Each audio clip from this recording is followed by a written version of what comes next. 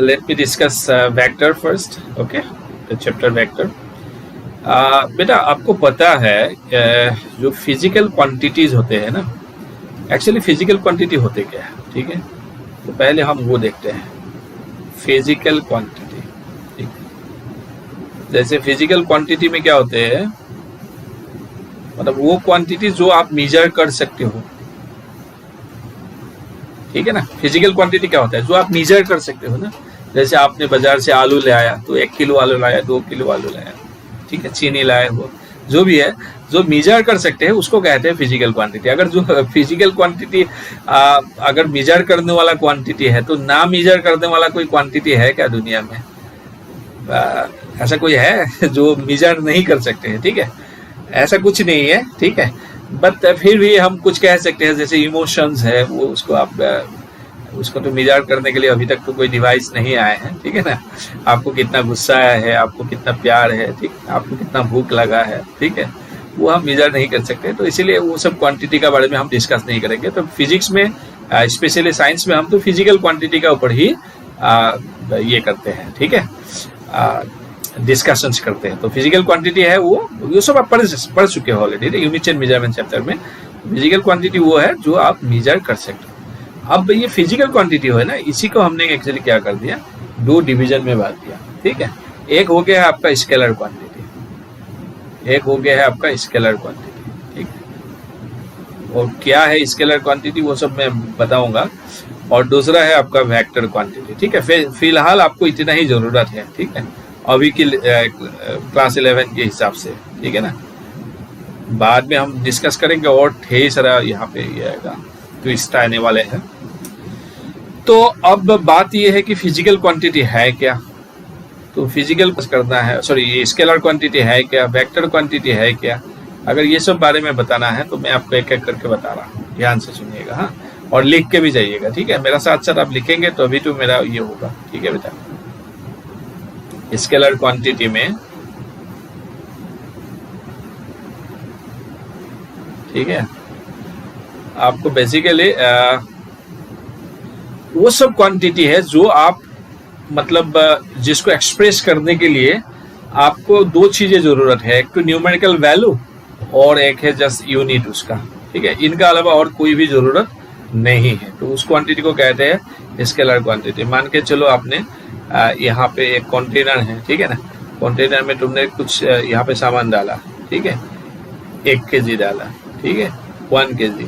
तो आप इधर से भी 2 kg सामान डाल दिए हो, ठीक है। तो कुल मिला के कितना हो जाएगा, 1 kg प्लस 2 kg कितना हो जाएगा, टोटल 3 kg है ना। तो आप ये जो सामान डाले हो इस ऑब्जेक्ट पे, ठीक है ना, उसका नेट क्वांटिटी कितना होना है, इसके लिए आप किधर से सामान डाल रहे हो उससे कोई मतलब नहीं है, कंटेनर में आना चाहिए खाली सामान, ठीक है ना। तो बस सिंपल इस एक्सप्रेशन को, मैंने एक्स को एक्सप्रेस करने के लिए आपके पास 2 क्वांटिटी जरूरत है, 2 चीजें जरूरत है। एक तो है उसका वैल्यू कितना, मैग्नीट्यूड है 3, और दूसरा है यूनिट, केजी सब बता दिया तो मतलब हमने समझ लिया ये मास ही हुआ होगा, ठीक है ना। तो इसमें डायरेक्शन का कोई लेना देना नहीं है, ठीक है ना। तो इसके लिए आप स्केलर क्वांटिटी का डेफिनेशन लिख सकते हो, all those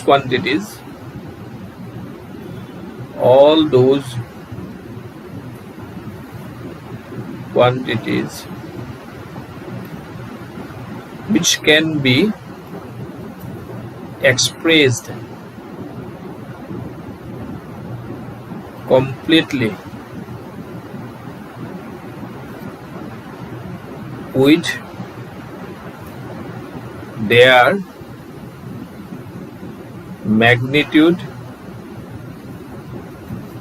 मैग्नीट्यूड मतलब वो हो गया है वैल्यू, ठीक है ना। जैसे 2 kg ना, तो ये 2 हो गया है मैग्नीट्यूड, एंड यूनिट ओनली। ये 2 चीज चाहिए खाली, ठीक है। आपको क्या चाहिए, उनका मैग्नीट्यूड चाहिए और यूनिट चाहिए, बस ये 2 चीजें अगर हो गया है, मैग्नीट्यूड एंड यूनिट, तो तब हम कहेंगे उसको क्या है, scalar quantity are called scalar quantity. ठीक है ना, वेरी गुड। तो कुछ एग्जाम्पल्स भी हम समझ लेते हैं। एग्जाम्पल क्या हो सकता है, ठीक है, जैसे ये यहाँ पे आ गया है मास, ठीक है, मास हो गया है इज स्केलर क्वांटिटी। आप कह सकते हो टाइम, टाइम भी स्केलर क्वांटिटी, और आपका स्पीड है, ठीक है, एनर्जी है, ऐसे कई सारे क्वांटिटी जो हमें मिलते जाएगा, ठीक है, बाद में भी मिलेगा। तो ये सब हम मतलब हम समझ के जाएंगे, ठीक है। फिलहाल कुछ चीजें लर्न कर लो, ठीक है। मास, टाइम, स्पीड, एक नया वर्ड आपको मिलने वाला है फ्लक्स। क्या है इसके बारे में हम बाद में डिस्कस करने वाले हैं। फ्लक्स, FLUX, ठीक है ना। तो मास, टाइम, स्पीड, एनर्जी, फ्लक्स, ठीक है ना, वॉल्यूम, बहुत सारे इंटरेस्टिंग चीजें आपको सीखने वाले हैं, ठीक है। यहाँ पे देखो, मैंने ये बोला कि स्केलर क्वांटिटी को एक्सप्रेस करने के लिए आपको क्या है, दो चीजें जरूरत है। एक तो है मैग्नीट्यूड और एक है यूनिट। मैंने डायरेक्शन का बात नहीं बोला, याद रखना, डायरेक्शन हो भी सकता है, नहीं भी हो सकता है, दैट इज वेरी इंपॉर्टेंट। ये गलतफहमी में हम रहते हैं कि स्केलर क्वांटिटी का डायरेक्शन होते ही नहीं है। कई सारा स्केलर क्वांटिटी है जिसका डायरेक्शन होते हैं, ठीक है, बट डायरेक्शन का कोई जरूरत नहीं है उस क्वांटिटी को एक्सप्रेस करने के लिए। ऐसा क्वांटिटी होता है स्केलर क्वांटिटी, ठीक है। लेकिन वेक्टर में डायरेक्शन इज एसेंशियली रिक्वायर्ड, ठीक है ना। तो यहाँ पे आप और एक क्वांटिटी लिख लो बेटा, जैसे करंट, इलेक्ट्रिक करंट ना। तो करंट हो गया है, ये करंट ऐसा एक क्वांटिटी है जिसका डायरेक्शन तो है लेकिन वो वेक्टर नहीं है, वो स्केलर होता है, ठीक है। इलेक्ट्रिक चार्ज भी आप लिख सकते हो, ठीक है ना। तो आप थोड़ा जगह रखो, बाद में जैसे जैसे याद आएगा ना ये सब आप डालते जाएंगे एक एक करके, ठीक है बेटा। यहाँ तक आप, मुझे लगता है कि आप बढ़िया से कॉपी कर चुके होंगे, ठीक है। मैं बता दूंगा आपको करंट क्यों ये है स्केलर क्वांटिटी है, वेक्टर क्यों नहीं है, वो मैं आपको बाद में धीरे धीरे बता दूंगा, ठीक है, टेंशन मत लेना। अब ऐसा करो तुम ये लिखो, अभी स्केलर क्वांटिटी में हम जाते हैं, ठीक है ना। स्केलर क्वांटिटी में हम आते हैं, ओके। अब हम लिखते हैं स्केलर क्वांटिटी हो चुका है, सॉरी स्केलर क्वांटिटी हो चुका है। अभी हम डिस्कस करते हैं वेक्टर क्वांटिटी में, ठीक है। वेक्टर क्वांटिटी लगभग आप कह सकते हो स्केलर से ही रिलेट करके आप बोल सकते हो। डेफिनेशन को लिख लो बेटा बढ़िया से। All those quantities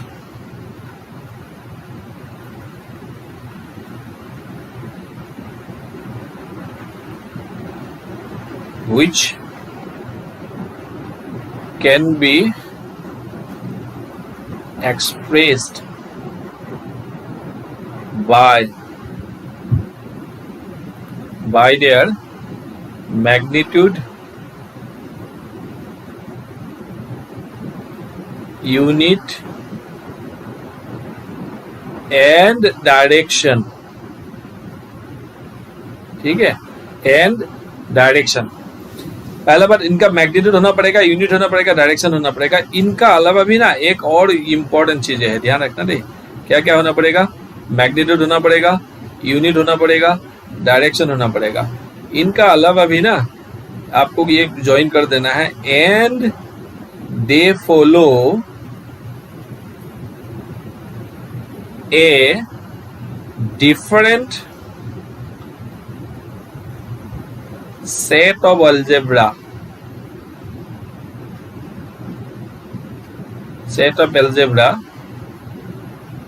called vector algebra।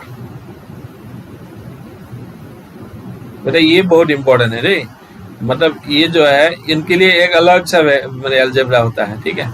जैसे आपका नॉर्मल केस में क्या होता है, आपका इन नॉर्मल केस होता है क्या, मैं आपको बता दूं। नॉर्मल केस में आपका होता है जैसे 2 + 3 कितना आएगा, हमेशा 5 आएगा, हमेशा ही 5 आएगा, ठीक है ना। लेकिन वेक्टर अलजेब्रा में ऐसा नहीं होता है। वेक्टर अलजेब्रा में क्या होता है वो हम बाद में पढ़ेंगे, डिटेल्स पढ़ेंगे बाद में, क्या थोड़ा बाद ही पढ़ेंगे, ठीक है ना। वेक्टर अलजेब्रा में क्या हुआ, क्या होते हैं 2 + 3 जो है ना, ये वेरी इंटरेस्टिंग। इसका वैल्यू आप कह सकते हो -1 से लेके +5 तक कुछ भी वैल्यू हो सकता है। मतलब 0 भी हो सकता है, 2 भी हो सकता है, 3 भी हो सकता है, -1 से कम और 0 से ज़्यादा, तो ऐसा कुछ भी क्वांटिटी हो सकता है। ठीक है ना। यहाँ पे 2 + 3 मतलब 5 होने वाला नहीं है। ठीक है ना। 6 + 4 मतलब 10 होने वाला हमेशा नहीं है। किस में नहीं है? वेक्टर अलजेब्रा में। आपका जो लिनियर अलजेब्रा है वहाँ पे तो आपका 6 + 4 10 ही होगा, बट वेक्टर अलजेब्रा में आपका 6 + 4 का वैल्यू आपका ये -2 से लेके आपका +10 तक कुछ भी वैल्यू हो सकता है। वो सब हम अभी डिस्कस करते हैं। मतलब वो दोनों ना दो वेक्टर्स किस हिसाब से ज्वाइन हो रहा है, उनका बीच में क्या एंगल है, वो सब डिस्कस करेंगे। ठीक है।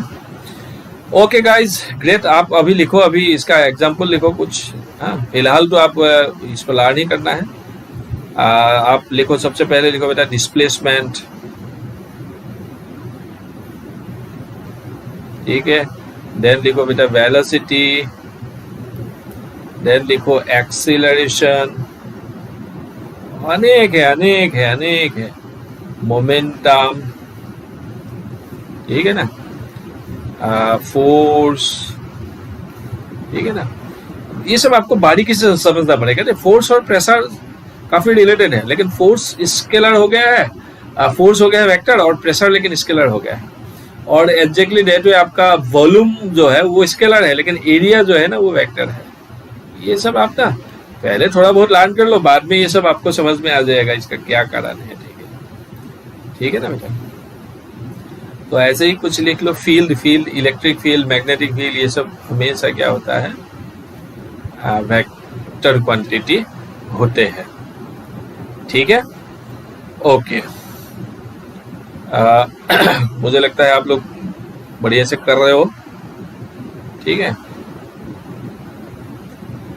गुड। नाउ अब हम आते हैं इसमें, एक वेक्टर क्वांटिटी को हम रिप्रेजेंट कैसे करते हैं। जैसे ये डिस्प्लेसमेंट, वेलोसिटी, इसको रिप्रेजेंटेशन का क्या मतलब तरीका है, वो हम थोड़ा बहुत बात करने का कोशिश करते हैं। ठीक है। ओके। रिप्रेजेंट लिख लो बेटा, representation of vector quantity. Representation of vector quantity.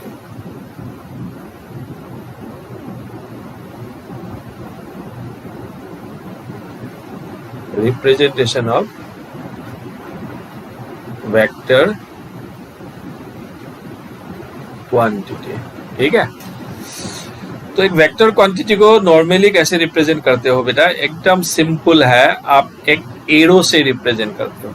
ठीक है, एक सिंपल सा एरो से इसको रिप्रेजेंट करते हो, ऐसे एरो से। ठीक है।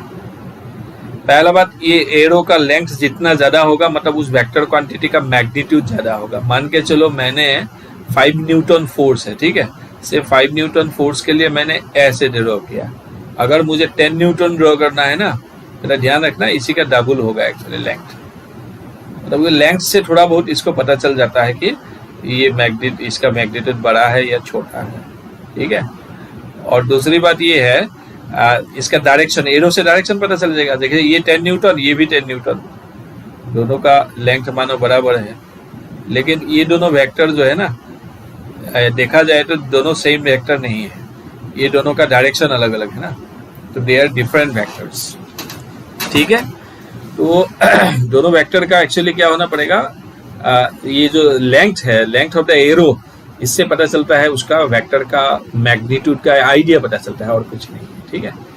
तो आप लिख लो क्या है, ए वेक्टर, सॉरी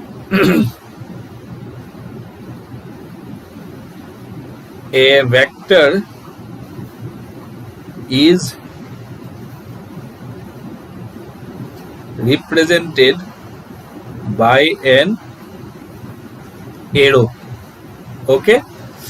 तो यहाँ पे क्या होता है, length of the vector, length of the vector gives the idea of magnitude of vector, okay, magnitude of vector, मतलब लेंथ ज्यादा है तो मैग्नीट्यूड ज्यादा है, सिंपल सी बात है। और दूसरा क्या है, arrow, sorry, direction of arrow is same as the direction of vector, ठीक है, direction of arrow is same as direction of vector.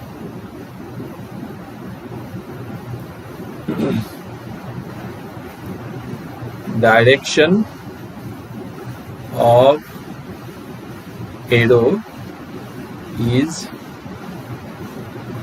same as direction of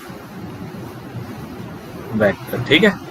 तो ये दोनों पॉइंट काफी जरूरी है कि आपको ये समझना है, ठीक है। अब हम डिस्कस करने वाले हैं एक चीज, जैसे मैंने आपको एक बार बताया था, ये करंट जो है उसका डायरेक्शन है, लेकिन वो क्या नहीं होता है, वेक्टर नहीं होता है, ठीक है ना। ऐसा क्यों है वो एक बार देखते हैं, एक बार हल्का से समझ लो आप, ठीक है।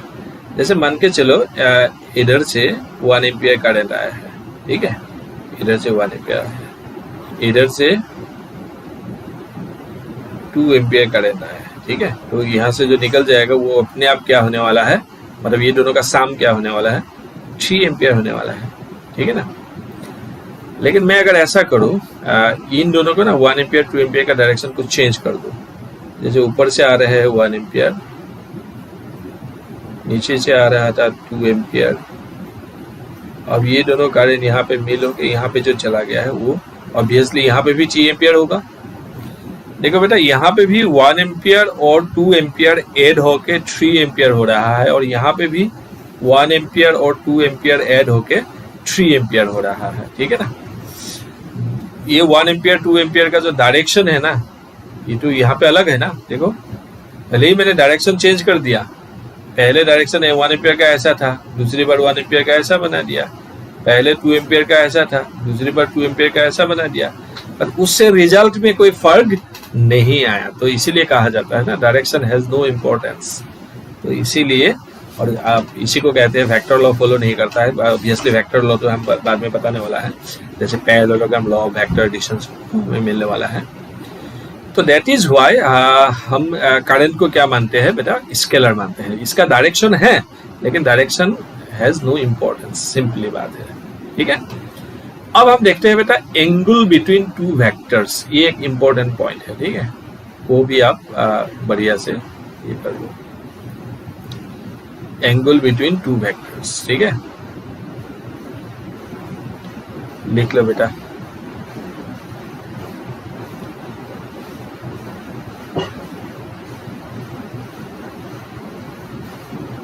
एंगल बिटवीन 2 वेक्टर्स, ठीक है। देखो, ये थोड़ा इंटरेस्टिंग है। मान के चलो ये एक वेक्टर है, से 2 न्यूटन का कोई फोर्स है, ये एक वेक्टर है, ये मानो 3 न्यूटन का कोई फोर्स है, ठीक है ना। से ये वेक्टर का नाम है समथिंग ए वेक्टर, वेक्टर का ऊपर एरो लगा दो, कोई वेक्टर बताएगा। ये वेक्टर है कुछ बी वेक्टर, ठीक है। अब इन दोनों का बीच में एंगल क्या है, हम तो फटक से कह देंगे यही है। हाँ, आप गलत नहीं हो बेटा, यू आर ट्रू। पर याद रखना, ये थोड़ा सा कई बार कंफ्यूजन करता है। एक्चुअली क्या होता है, angle between 2 vector is nothing but the angle between the 2 direction, ठीक है। तो आप मुझे बताओ, इस वेक्टर का डायरेक्शन क्या है। ये डायरेक्शन कुछ ऊपर की तरफ है, इस तरफ है, और इस वेक्टर का डायरेक्शन क्या है, उस इस तरफ है, ठीक है ना। तो दैट इज व्हाई इन दोनों डायरेक्शन के बीच में ये एंगल आ गया है, ठीक है ना। अब यही बात मैं अगर यहाँ पे कहूं तो ध्यान से देखना बेटा, जैसे ये एक वेक्टर है ए और ये एक वेक्टर है बी, ठीक है। अब बताओ इन दोनों का बीच में एंगल क्या है। तो पहले आप खुद ट्राई करो बेटा, ठीक है। 2 वेक्टर है, एक वेक्टर तो ए है और दूसरा वेक्टर बी है, इन दोनों का बीच में एंगल क्या है। तो स्टूडेंट्स यहाँ पे थोड़ा सा कंफ्यूजन कर देते हैं कि ये बोल देते हैं दिस इज द एंगल, ये गलत है। एक्चुअली क्या है, यहाँ पे देखो ये जो बी वेक्टर है ना, इसका डायरेक्शन क्या था, ऐसा था, डाउनवर्ड था, ठीक है, और इसका डायरेक्शन क्या था, ऐसा था। तो मतलब एंगल ये है, ए और बी का बीच में एंगल ये है, ठीक है। तो आप कह सकते हो, आप ये बी को थोड़ा एक्सटेंड कर दो, बी को एक्सटेंड कर दो, तो ये हो जाएगा आपका angle between the to vector, ठीक है। ये वेरी इंपॉर्टेंट है, तो आप ये पॉइंट को लिख ही लो, the angle between the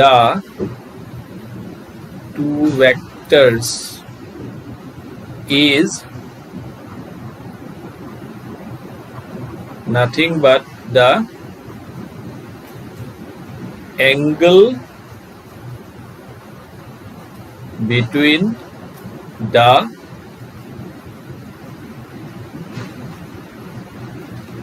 nothing but the angle between the two direction, दोनों डायरेक्शन का बीच में जो एंगल होगा वही है और कुछ नहीं है, ठीक है। जैसे आप मुझे बताओ, ये एक वेक्टर है और ये एक वेक्टर है, इनका बीच में एंगल क्या है, एक्यूट है या ऑब्ट्यूज है, यही बताओ। तो ऐसे तो फील तो आएगा ये एक्यूट है, सॉरी ऑब्ट्यूज है, पर ये नहीं है। तो एक्चुअली क्या होगा, इनका डायरेक्शन है टूवर्ड्स राइट और इनका डायरेक्शन है कुछ इस तरफ है, ऊपर की तरफ, मतलब ये एंगल होगा, angle between the to direction, ठीक है। आप मुझे बताओ, ये दो वेक्टर का बीच में कौन सा एंगल है, परपेंडिकुलर वेक्टर है मान लो, चलो यहाँ पे मैं ड्रॉ कर देता हूँ अलग से, एक वेक्टर ये है, एक वेक्टर ये है, ठीक है।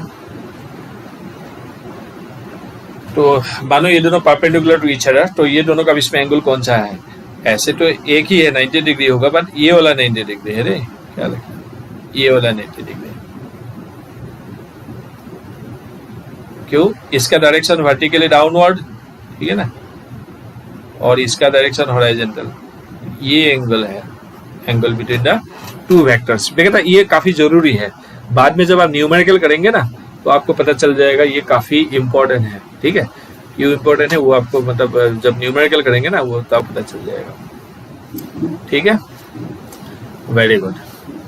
अब हम आते हैं यूनिट वेक्टर क्या होता है, उसको हम कैसे रिप्रेजेंट करते हैं, ठीक है ना, वो सब हम डिस्कस कर लेंगे। एक वेक्टर को आप, या रिजोल्विंग ऑफ वेक्टर्स, ठीक है ना, आप कैसे रिजोल्व करते हो वो भी हम डिस्कस कर लेंगे, ठीक है।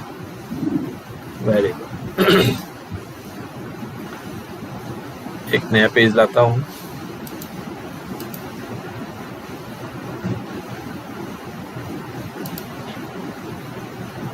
लिखो बेटा, यूनिट वेक्टर,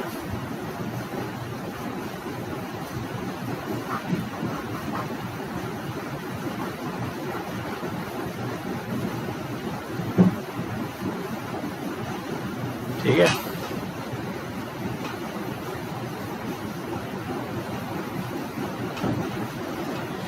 बेटा एनी वेक्टर जिसका मैग्नीट्यूड 1 है उसी को कहते हैं यूनिट वेक्टर, बस सिंपल सी बात है।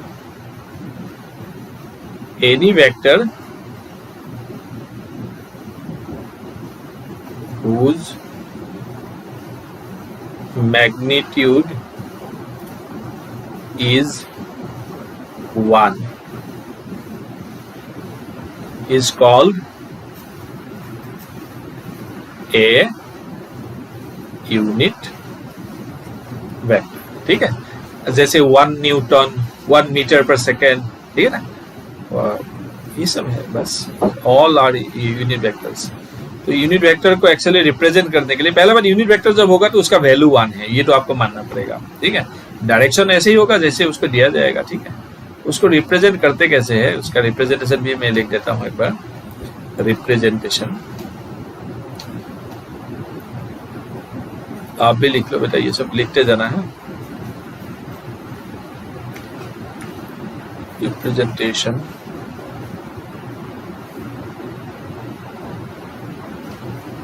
इसको रिप्रेजेंट करते हैं बेटा, जैसे मानो ए इज ए वेक्टर, तो इसको रिप्रेजेंट करते हैं ए कैप से, कैप कैप, ठीक है, बी कैप, इसको कहते हैं कैप, कैप कैप पहना दिया, ठीक है, बर्थडे वाला। ओके, मतलब अगर आपको किसी ने बोला कि it is a vector B cap, तो मतलब इसका वैल्यू टू 1 है, ठीक है। हाँ, मतलब डायरेक्शन कुछ भी हो सकता है, वो दे देगा आपको क्या डायरेक्शन है, लेकिन वैल्यू टू 1 है, ठीक है ना। स्पेशली यहाँ पे कुछ एक स्पेशल पॉइंट्स है, वो हम एक बार बता देना चाहते हैं। तो यूनिट वेक्टर अगर अलोंग एक्स एक्सिस होता है ना, unit vector along x axis, उसको हम रिप्रेजेंट करते हैं बेटा, एक जनरल रिप्रेजेंटेशन है आई कैप से। और unit vector along Y axis होता है, इसको हम रिप्रेजेंट करते हैं जे कैप से, ठीक है ना। मतलब आपको मान लो किसी ने बोला है, जैसे किसी ने बोला है फोर्स इज इक्वल जैसे 2i कैप न्यूटन, या फोर्स भी नहीं बोला है, किसी ने बोला है A vector is A 2i cap newton, ठीक है, ऐसे किसी ने बोला। तो इससे क्या क्या इंफॉर्मेशन है, ध्यान से सुनो। हाँ, पहला बात, ये न्यूटन है तो इसका मतलब ये फोर्स ही होगा, भले ही हमने ए लिखा, but it should be a force. Unit से हमें पता चल गया है ये वेक्टर है क्या। अब दूसरा बात ये है कि ये वेक्टर जो है ना अलोंग एक्स एक्सिस, क्या पता चल गया है, क्योंकि आई कैप लिखा है ना, तो मतलब अलोंग एक्स एक्सिस ये 2 into 1 आई कैप, मतलब ये जो है ना, और उसका वैल्यू कितना है 2 न्यूटन का है, ठीक है ना। सिंपल सी बात है, आई कैप मतलब along x axis, unit vector along x axis का रिप्रेजेंटेशन है आई कैप अलोंग, ये जैसे एग्जैक्टली डेट में मैं अगर ऐसे बोलूं, say B vector is equal to say 3 J cap metre per second, ऐसे अगर मैं बोलूं तो मुझे क्या समझ में आएगा बेटा, ये जो बी है ना, ये definitely is a velocity vector, ठीक है, क्योंकि ये मीटर पर सेकेंड का है, और ये वेलोसिटी कौन सा डायरेक्शन में है, अलोंग वाई एक्सिस, क्योंकि जे कैप लिखा है ना, और इसका वेलोसिटी कितना है, या मैग्नीट्यूड ऑफ वेलोसिटी कितना है, इसी को हम स्पीड भी कहते हैं कई बार, तो ये 3 है, ठीक है, समझ में है ना। 3 into 1 हो गया ना, 3 into 1 जे, 3 times द जे, मतलब 3 गुना हो गया है यूनिट वेक्टर से। तो एग्जैक्टली दैट वे आप यहाँ पे लिखेंगे unit vector along Z axis equal to क्या होता है बेटा, के कैप, ठीक है। ये आप ध्यान से समझिएगा ये बात को, ठीक है। आप इन जनरल बेटा देखो, एक बात है, आप इन जनरल एक चीज समझ सकते हो, जैसे यहाँ पे मैंने क्या लिखा, देखो ये 3 से 3 जे कैप, ठीक है ना। तो 3 जे कैप मतलब क्या होता है, ये 3 into 1 जे कैप, एग्जैक्टली देते ये 2 आई कैप मतलब क्या है, 2 into 1 आई कैप, ऐसा होता है ना। तो एग्जैक्टली इन जनरल हम क्या लिख सकते हैं, इन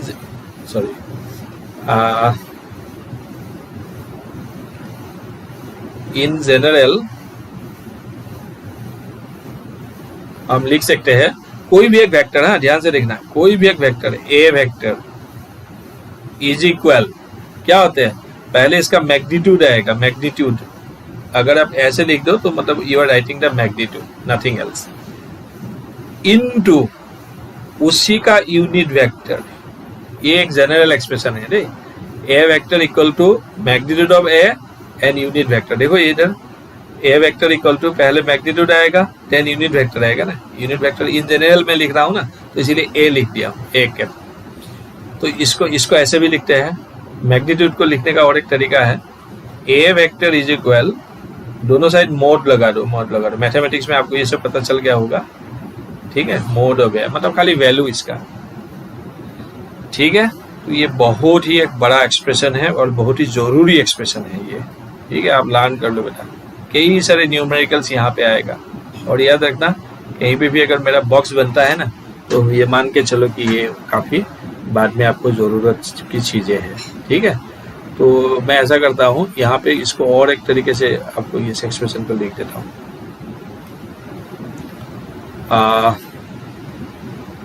इसको आप ऐसे भी लिख सकते हो, ध्यान से देखो। एक बार फिर से मैं लिख दिया हूँ, ए वेक्टर, सॉरी,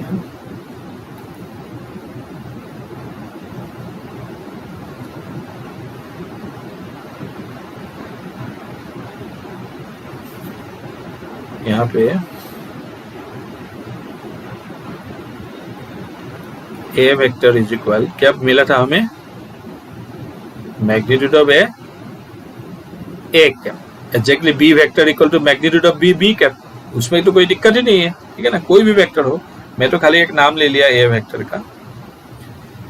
तो यहाँ पे आप ये भी लिख सकते हो, अगर यूनिट वेक्टर फाइंड आउट करना होता है ना, यूनिट वेक्टर अगर फाइंड आउट करना होता है तो क्या करेंगे, कोई भी एक वेक्टर ले लो, उस वेक्टर को आप उसी की मैग्नीट्यूड से, उसी की जो मेन वैल्यू है उससे डिवाइड कर दो, तो आपको मिल जाएगा, ठीक है।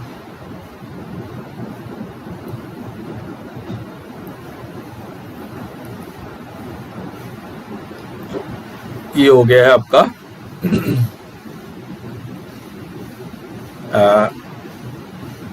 एक्सप्रेशन, ठीक है। इसको भी आप एक बार क्या कर लो, नोट कर लो।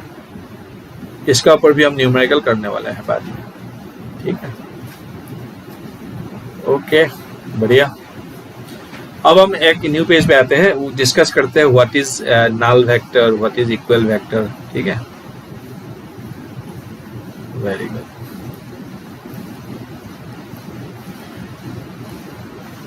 तो नल वेक्टर क्या होता है? नल वेक्टर, इसी का और एक नाम है जीरो वेक्टर, ठीक है। वो क्या होता है बेटा, एनी वेक्टर जिसका मैग्नीट्यूड 0 है, ठीक है। एनी वेक्टर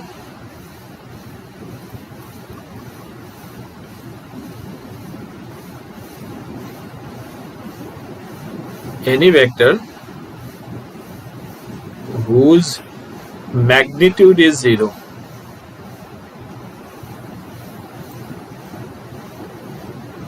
बेटा बाद में हम काफी ये जो छोटे छोटे बेसिक्स बातें हो रहे हैं, बाद में हम न्यूमेरिकल करेंगे, ठीक है। मैं आगे बढ़ाते जाऊंगा ये live class.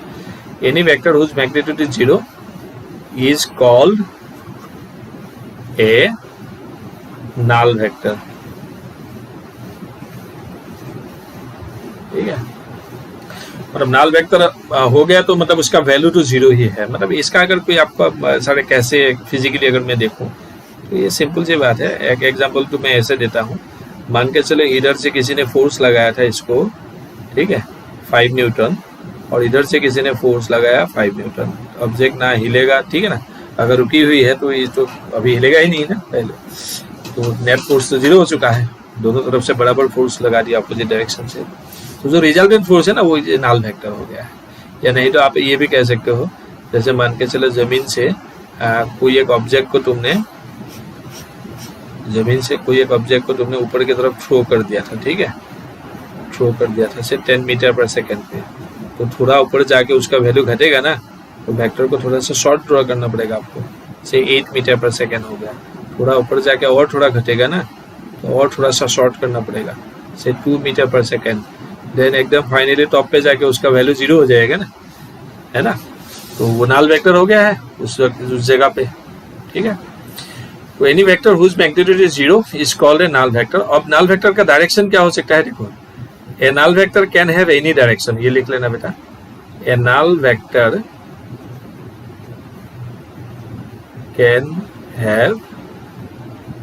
Have any direction,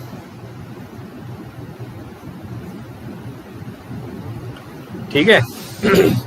हाँ देखो, जब ये वेलोसिटी ये जो ऊपर चल रहा था तो हाईएस्ट पॉइंट में जब पहुंचा, देखो जस्ट 0 होने से पहले उसका डायरेक्शन ऊपर की तरफ था, और जस्ट 0 होने का बाद उसका डायरेक्शन क्या हो गया, नीचे की तरफ हो गया है। तो इसीलिए हम क्या कहते हैं, उस दौरान क्या हो सकता है, उसका डायरेक्शन कुछ भी हो सकता है। जैसे यहाँ पे ये वेक्टर है, इसका कुल मिलाकर जो नेट वेक्टर आ गया है नल वेक्टर, तो इसका डायरेक्शन आप क्या बोलेंगे, कुछ भी हो सकता है।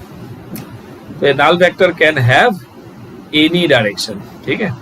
अब आप लिख लो बेटा इक्वल वेक्टर, इक्वल वेक्टर्स,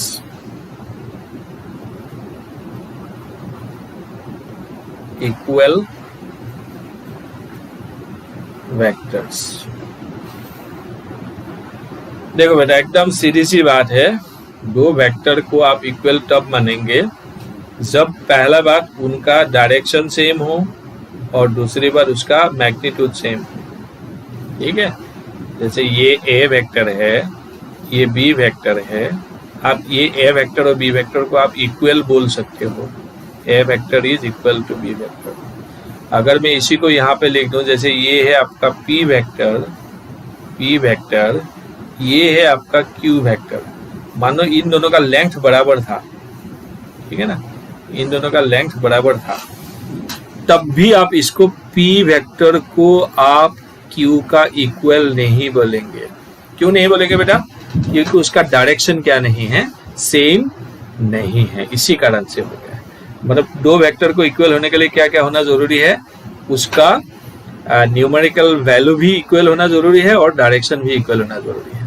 हाँ, इन दोनों का मैग्नीट्यूड सेम है, इन दोनों का मैग्नीट्यूड सेम है। आप ये कह सकते हो कि पी वेक्टर का जो मैग्नीट्यूड है और क्यू वेक्टर का जो मैग्नीट्यूड है वो सेम है, मतलब या पी इक्वल टू क्यू बता सकते। ठीक है, कुछ वेक्टर साइन नहीं देना, मतलब वो ये है मैग्नीट्यूड बराबर है। देखिए बेटा वेक्टर बराबर नहीं है, ये वेक्टर बराबर है, यहाँ पे क्यों बराबर है, डायरेक्शन भी बराबर और वैल्यू भी बराबर। और दो वेक्टर मैं बता देता हूँ आपको, मान के चलो जैसे ये वेक्टर है, ठीक है, ये एक वेक्टर है और एग्जैक्टली वो जितना ही लेंथ का उतना ही डायरेक्शन का, से ये है एस वेक्टर, ये है टी वेक्टर, तो आप कह सकते हो S vector equal to T vector.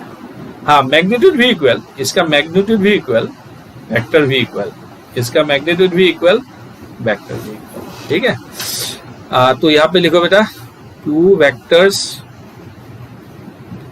Are said to be equal if they have same magnitude and direction. दोनों का मैग्नीट्यूड भी सेम होना जरूरी है और डायरेक्शन भी सेम होना जरूरी है। ठीक है ना, जैसे मान के चलो यहाँ पे एक वेक्टर बना देता हूं मैं, ये एक वेक्टर है और ये एक वेक्टर है, इन दोनों का डायरेक्शन तो सेम है, ठीक है ना, बट ये दोनों are vector is not equal to S vector. In fact इनका तो आर और एस मैग्नीट्यूड भी सेम नहीं है। ठीक है ना बेटा, ये सब आपको समझना जरूरी है। नहीं तो मैंने आपको 3 एग्जाम्पल दे दिया बेटा। ठीक है, एक एग्जाम्पल तो ये हो गया,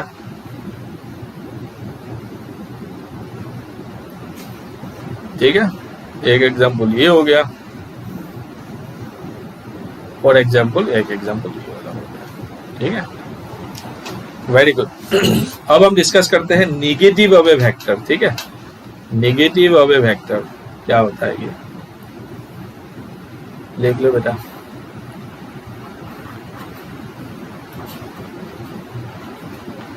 नेगेटिव ऑफ ए वेक्टर, ठीक है, वेरी इजी है, कोई दिक्कत नहीं। मान के चलो ये एक, मतलब डायरेक्शन खाली ऑपोजिट होना जरूरी है और कुछ नहीं है, मैग्नीट्यूड सेम होना पड़ेगा। जैसे ये एक वेक्टर है ए, ये है वेक्टर बी, ख्याल रखना दोनों का लेंथ बराबर है लेकिन डायरेक्शन ऑपोजिट है, तो हम कहते हैं A vector equal to minus of B vector. ठीक है ना, मतलब ए वेक्टर आप लिख सकते हो, A vector B is said to be negative of A if they have same magnitude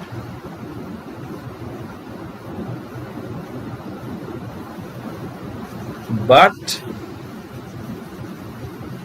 opposite direction.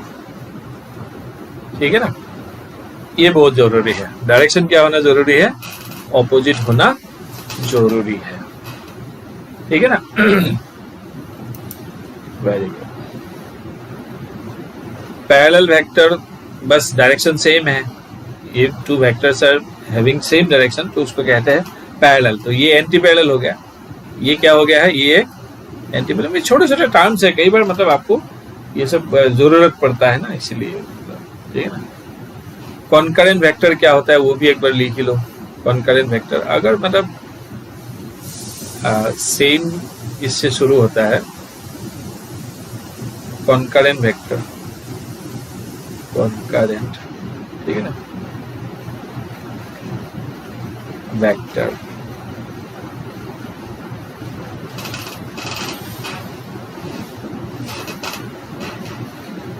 अगर कई वेक्टर है जिसका इनिशियल पॉइंट सेम है तो उसको हम कहेंगे कॉन्करेंट वेक्टर। जैसे ये है, एक पॉइंट को तुमने भी खींचा, मैंने भी खींचा, और किसी एक थर्ड बच्चे ने भी खींचा। ठीक है, तो ये है F1, F2, F3।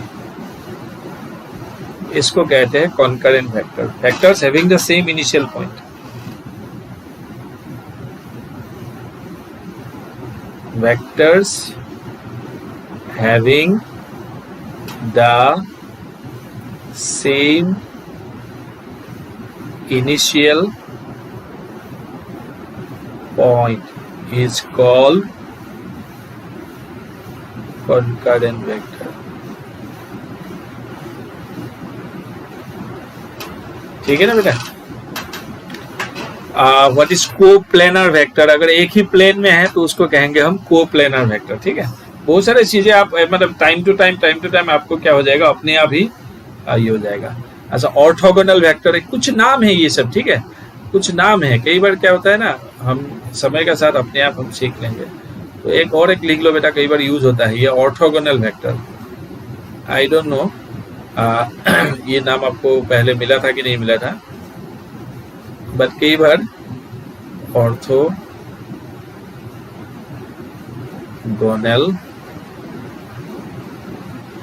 वेक्टर, कई बार ना हम नाम में ही फंस जाते हैं ना, इसीलिए ये सब देना भी जरूरी है। व्हाट इज ऑर्थोगोनल वेक्टर बेटा? कुछ नहीं है, अगर दो वेक्टर एक दूसरे का परपेंडिकुलर है ना तो इसको कहते हैं ऑर्थोगोनल वेक्टर, और कुछ नहीं है। ये है Q वेक्टर मान लो, ये है P वेक्टर। तो टू वेक्टर्स जिसका एंगल है 90 degree, the vectors whose angle between them is 90 degree are called orthogonal vector।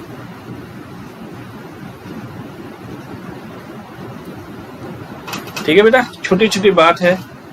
अब हम इसका एडिशन डिस्कस करेंगे, बाद में हम मल्टीप्लिकेशन डिस्कस करेंगे। ठीक है ना, ये सब हम डिस्कस करते जाएंगे, स्टेप बाय स्टेप सब कुछ डिस्कशंस हो जाएगा। ठीक है ना, तो नेक्स्ट क्लास में हम डिस्कस करेंगे आपका वेक्टर एडिशंस। ठीक है ना।